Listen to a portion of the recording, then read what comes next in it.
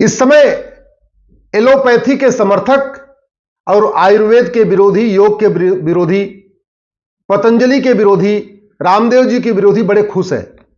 और खुश इस बात से है कि सुप्रीम कोर्ट ने पतंजलि को फटकार लगाई है कि आप जो बीमारियों का ठीक करने का दावा करते हैं, इसका विज्ञापन देना बंद करें। सुप्रीम कोर्ट ने क्यों कहा यह बात? क्योंकि 1954 का जो ड्रग एंड मैजिक एक्ट है, जिसको नेहरू जी ने बनाया था, वो कहता है कि भाई इन 54 बीमारियों का आप ठीक करने का दावा नहीं कर सकते। नेहरू जी ने वो कानून क्यों बनाया? क्योंकि 1940 में अंग्रेजों ने कानून बनाया था ड्रग एंड मैजिक एक्ट, और अंग्रेज चाहते थे कि केवल एलोपैथी का प्रचार प्रसार हो, आयुर्वेद, योग, प्राणायाम, नेचुरोपैथी जो भारतीय चिकित्सा है वो नीचे दबी रहे, केवल जो विदेशी चिकित्सा है एलोपैथी वो ऊपर बढ़ती रहे। इसके लिए उन्होंने 1940 में कानून बनाया था। उसी को कॉपी पेस्ट किया नेहरू जी ने 1954 में, जिसको कहते हैं ड्रग एंड मैजिक एक्ट। और उसमें क्या लिखा हुआ है कि अपेंडिक्स, अंधापन, कैंसर, मोतियाबिंद, बहरापन, डायबिटीज, मंदबुद्धि, माहवारी, इसी तरीके से प्रोस्टेट ग्लैंड, ड्रॉप्सी, मिर्गी, पथरी, ग्लूकोमा, ब्लड प्रेशर, हिस्टीरिया, कोढ़, मोटापा, नपुंसकता, बाझपन, टीबी, अल्सर, इन बीमारियों को ठीक करने का कोई दावा नहीं करेगा।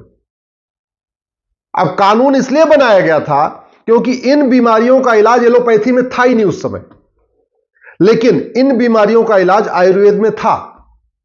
ये जो बीमारियां आपको बता रहा हूं, बाझपन, नपुंसकता, अंधापन, बहरापन, गूंगापन, माहवारी डिस्टर्ब होना, इन सभी बीमारियों का इलाज भारतीय चिकित्सा में था, लेकिन एलोपैथी में नहीं था। इसलिए अंग्रेजों ने कानून बना दिया कि इन बीमारियों के बारे में कोई प्रचार कर ही नहीं पाएगा। एलोपैथी में था नहीं। अंग्रेजों को पता था कि महर्षि चरक ने इन बीमारियों का इलाज लिखा हुआ है, महर्षि सुश्रुत इन बीमारियों का इलाज कर चुके हैं, महर्षि वाग्भट ने इन बीमारियों का इलाज बताया है, महर्षि सारंगधर ने इन बीमारियों का इलाज बताया है, महर्षि आचार्य भाव प्रकाश ने इन बीमारियों का इलाज बताया है, लेकिन उनके एलोपैथ में इन बीमारियों का इलाज नहीं था। इसलिए सीधे सीधे उन्होंने कानून बनाया कि इन बीमारियों का इलाज, ये जो लिस्ट आपको मैंने बताया है, इसके बारे में कोई प्रचार प्रसार नहीं कर पाएगा। क्योंकि नेहरू जी को भी भारतीय चिकित्सा पद्धति से नफरत थी, उनको तो पूरी भारतीयता से ही नफरत थी। उनको भारतीय शिक्षा, भारतीय चिकित्सा, भारतीय वेशभूषा, भारतीय सोच, भारतीय भाषा, हर चीज से उनको नफरत थी। और नेहरू जी को हर विदेशी चीज पसंद थी, विदेशी स्टाइल का कपड़ा पहनना, विदेशों में कपड़ा धुलवाना। उनको तो भारत का धोबी भी नहीं पसंद था, वो तो कपड़ा भी विदेश में धुलवाते थे। विदेशी सिगरेट पीना, विदेशी स्टाइल में रहना, विदेशी महिलाओं से बात करना, विदेशी भाषा में बोलना, विदेशी किताबों को पढ़ना, ये नेहरू जी का शौक था। तो नेहरू जी ने भी जो अंग्रेजों का 1940 वाला कानून था, उसी को कॉपी पेस्ट किया 1954 में, और सीधे सीधे जो पहले था ड्रग एंड मैजिक एक्ट 1940, उसको बना दिया ड्रग एंड मैजिक एक्ट 1954। अब वो कानून आज भी चल रहा है। किसी सरकार ने उस कानून को खत्म नहीं किया, किसी ने उसको कोर्ट में नहीं चैलेंज किया, और कानून चल रहा है। तो इंडियन मेडिकल एसोसिएशन, जो एक तरीके से विदेशी चिकित्सा का ही एक रिप्रेजेंटेटिव है, इंडियन मेडिकल एसोसिएशन चाहता है कि एलोपैथी खूब फले फूले, लेकिन जो भारतीय चिकित्सा है, योग, प्राणायाम, नेचुरोपैथी, आयुर्वेद, ये हमेशा नीचे दबा रहे।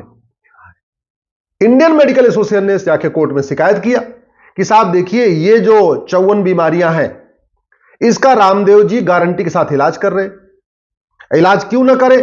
क्योंकि इन बीमारियों का इलाज आज के हजारों साल पहले महर्षि चरक ने बताया है, महर्षि सुश्रुत ने बताया है, आचार्य भाव प्रकाश ने बताया है, महर्षि सारंगधर ने बताया है, महर्षि वाग्भट ने बताया है। तो इन बीमारियों का इलाज है तो उसको पतंजलि उसके जरिए इलाज कर रही है। लाखों की संख्या में लोग ठीक भी हो रहे हैं। लोग अपने आप बोल रहे हैं कि मेरा मोटापा ठीक हुआ, मेरा डायबिटीज ठीक हुआ, मेरा कोलेस्ट्रॉल ठीक हुआ, मेरा बहरापन ठीक हुआ, मेरे नपुंसकता ठीक हुई, मेरा बाझपन ठीक हुआ, मेरा माहवारी ठीक हो गया। सब बता भी रहे, लेकिन चूंकि कानून कह रहा है कि नहीं आप क्लेम नहीं कर सकते, आप इसको पेपर में एडवर्टाइज नहीं कर सकते, उसी घटिया कानून का सहारा लेकर इंडियन मेडिकल एसोसिएशन जाता है कोर्ट में। कोर्ट इनके खिलाफ कार्रवाई करती है, उनको कहती है आप इसका प्रचार मत करिए। रामदेव जी जिद्दी आदमी, वो कह रहे हैं जब इलाज हो रहा है तो मैं तो प्रचार करूंगा। अब यहां एक बड़ी समस्या यह भी आ गई है कि जो सुप्रीम कोर्ट के 2 जज इस बेंच इस मामले को सुन रहे हैं, मुझे नहीं पता कि उन्होंने कभी महर्षि चरक को पढ़ा है कि नहीं पढ़ा। अगर सुप्रीम कोर्ट के जज चरक संहिता पढ़ लें वाग्भट संहिता पढ़ ले, महर्षि भाव प्रकाश को पढ़ ले, महर्षि सुश्रुत को पढ़ ले, महर्षि पतंजलि को पढ़ ले, तो वो खुद भी कहेंगे कि भाई इन बीमारियों के इलाज तो लिखा हुआ है, तो फिर तो ये कानूनी घटिया है। एक बार अगर सुप्रीम कोर्ट के जज चरक संहिता पढ़ ले, सुश्रुत संहिता पढ़ ले, महर्षि शारंगधर की किताब पढ़ ले, महर्षि वाग्भट की किताब पढ़ ले, आचार्य भाव प्रकाश की किताब पढ़ ले, महर्षि पतंजलि को पढ़ ले, योग को अच्छी तरीके समझ लें, धन्वंतरी की जो विद्या है उसको समझ लें, आयुर्वेद कितना प्रभावी होता है, तो सुप्रीम कोर्ट के जज खुद भी कहेंगे कि 1954 का कानून घटिया है, इसको खत्म कर देना चाहिए। लेकिन चूंकि सुप्रीम कोर्ट के जजों ने हमारे ऋषियों मनीषियों को पढ़ा नहीं, महर्षियों को पढ़ा नहीं है, तो उनको लगता है आईएमए जो कह रहा है वही ठीक है, और वैसे सुप्रीम कोर्ट का कानून केवल कानून का इंटरप्रिटेशन करना है और कानून महाघटिया है, तो रामदेव जी को फटकार पड़ रही है। मैं पूरी तरीके से रामदेव जी के साथ हूं। रामदेव जी को जो फटकार लगी है वो केवल इसलिए लगी है कि 1954 का कानून महाघटिया है। रामदेव जी ने कोई गलती नहीं किया। रामदेव जी तो वही कार्य कर रहे हैं जो महर्षि चरक ने किया था, महर्षि सुश्रुत ने किया था, आचार्य भाव प्रकाश ने किया था, महर्षि वाग्भट ने किया था, महर्षि पतंजलि ने किया था। रामदेव जी तो केवल भारतीय चिकित्सा को बढ़ा रहे हैं। उनका केवल इतना ही दोष है कि वो भारतीय चिकित्सा को बढ़ा रहे हैं, भारतीय चिकित्सा व्यवस्था को घर घर पहुंचा रहे हैं, योग प्राणायाम आयुर्वेद को घर घर पहुंचा रहे हैं। उनकी इतनी गलती है, इसके अलावा उनकी कोई गलती नहीं। गलती है तो 1954 के महाघटिया कानून की। मैं सरकार से निवेदन करता हूं 1954 की कानून को रिव्यू करने के लिए एक्सपर्ट कमेटी बनाए।